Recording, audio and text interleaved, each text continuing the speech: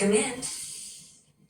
So guys, just in time for Halloween, right? Happy Halloween. I've been toying with this idea for quite a while, for about a year or two. The idea of the power of the black capes, the men in the black capes, right? Not men in black, but the men wearing the black capes. And there are not that many, but the ones that do wear them are pretty cool.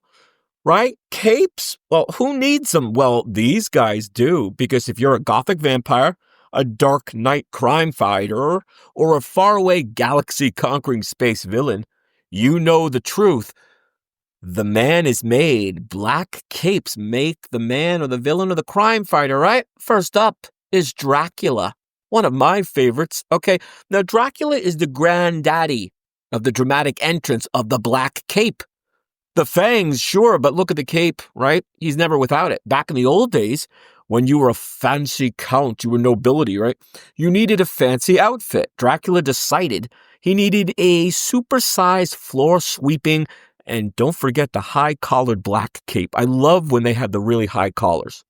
Why? Because it looks great, right? When you're standing dramatically on your castle balcony, when you're ready to go in for the neck bite, maybe, and more importantly, when you turn into a bat, right? Because the cape vanishes and becomes wings, right? It's the ultimate out of sight, out of mind fashion trick. And it's funny because most of the Draculas that I can recall wear the black cape, but Gary Oldman in Bram Stoker's Dracula, Francis Ford Coppola's masterpiece, if I recall, he does not wear a black cape. Okay? Not him. All right. So let's go on to our second, and that is Batman. All right, the crime fighter, the Dark Knight. Now, he invented being the Dark Knight, and he needs, what? A black cape, because he's the Cape Crusader. Notice it's all in the name, the cape. Bruce Wayne, billionaire, who could afford any suit or any look, but he chooses one to make him look like a big, fat bat, right?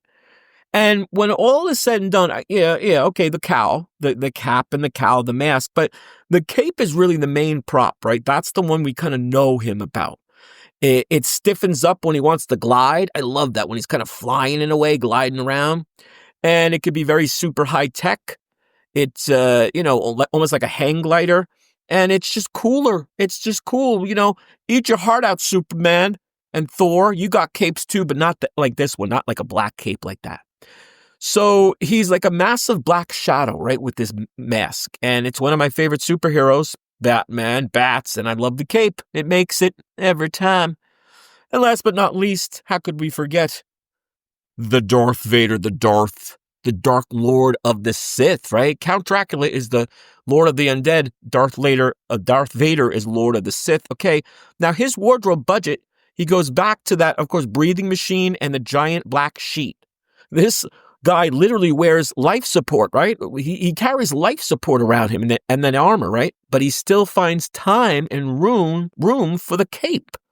So Vader's look is intimidation, okay? It's that helmet, the breathing is scary. Now, other Jedi or just, Sith lords, right? Dooku, the Emperor, they all wear kind of like cloaky hoods and capes, sure. The good guys like Yoda and Obi-Wan, not so much, right? Qui-Gon Jinn, no. The dark dudes and the dark lords of the Sith, right? So the cape makes him look even more intimidating, more powerful, bigger. It's always billowing up behind him when he's just kind of standing around and, when you are using the Force when he's, trying to intimidate people.